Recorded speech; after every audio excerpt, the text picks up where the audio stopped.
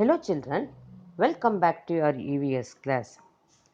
In our previous class, we had learnt how to find out whether a thing is living or not. If a thing is living means it should grow and also it should eat. Now let us see the. Now look, you have seen so many things around you.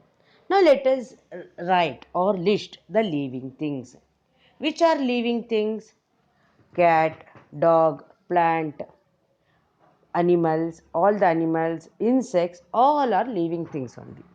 Whereas non-living things means chair, soil, then water, these are all non-living things.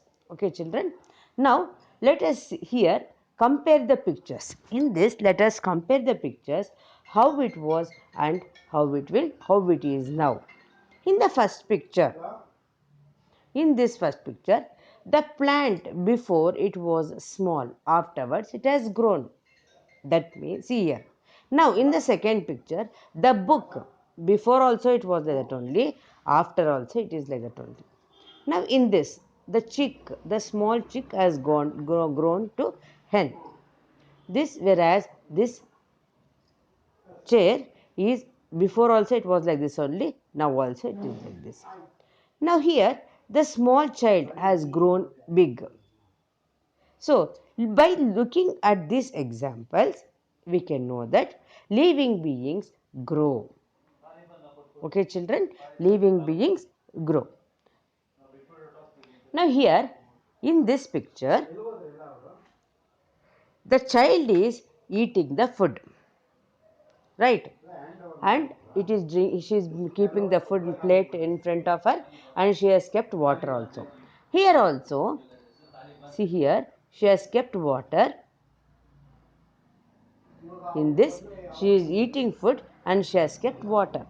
Here in this, he is watering the plant. Here in this picture, the hen is eating. Here the cow is grazing. That means all the living beings need food and water. Okay, children, did you understand now? All living beings need food and water. Now let us observe the next four pictures. Now this one.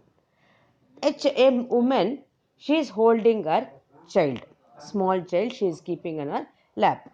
In the second picture, the tree, there is next to the tree there is a small tree. That means it has given birth to the small tree. It is that is a small tree has grown.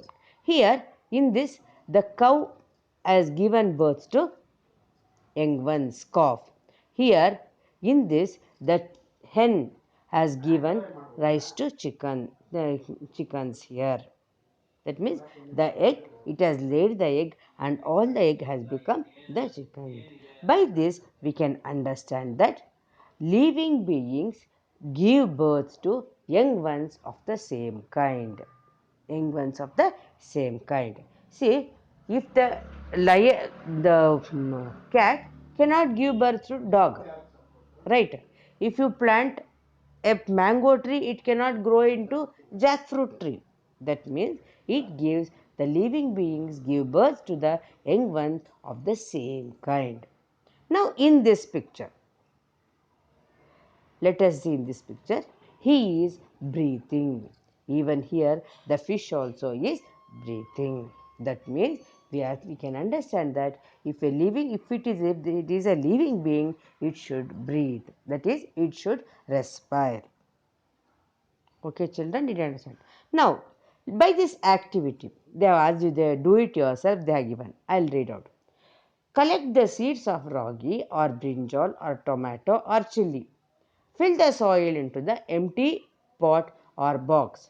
Sow the seeds in the soil. Sprinkle water every day. Observe carefully the changes that takes place in a week.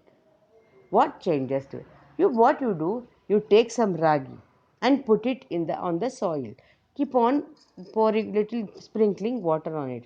You can see that it will grow into small plants. Plants and animals are living beings. Air, water, soil, and such other things or non-living things. Air, water, and soil are essential for living beings to live. Without air, water, and soil, we cannot live. Though they are non living things, without them, we cannot live. The system in which the living beings and the non living beings together is environment. That means now in the on the earth both living things are there as well as non-living things are there. Non-living things, that is air, water, and soil, they are non-living things. Though they are non-living things, they are essential for, or they are necessary for living beings. So thus this mutual, and that is the dependency of on living beings on non-living beings, this is called as, this mutual dependency is called as the environment. Did you understand, children? Now in this there are some examples. So there are some similarities between plants and animals. Similarities means what? That is same thing. Same thing is called as similarities. Now, in the first picture,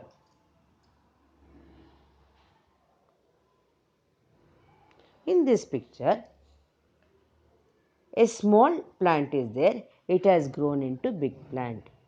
Now, in the second picture also, we can see that a small calf has grown to, will become a cow. Now here we need the soil. He is putting into the plant needs the soil.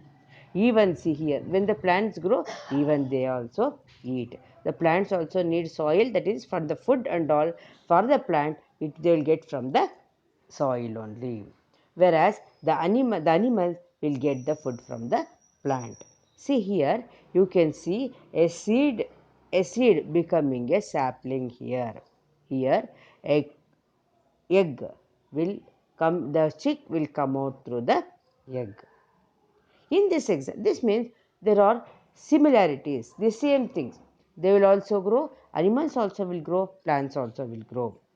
Animals also need food, even plants need food. Animals also will grow, even they will grow, and they will give birth to young ones. Okay, children.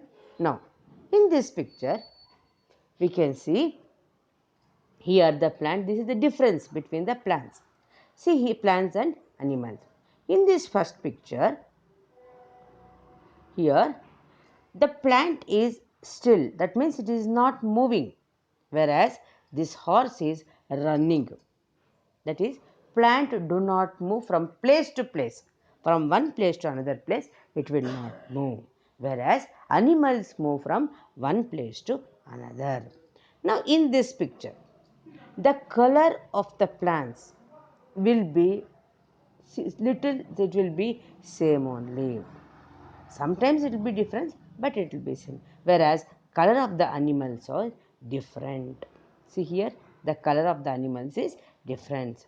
Here, in the leaves, the color of the leaves are almost same. Okay, children, did you understand this lesson? Thank you.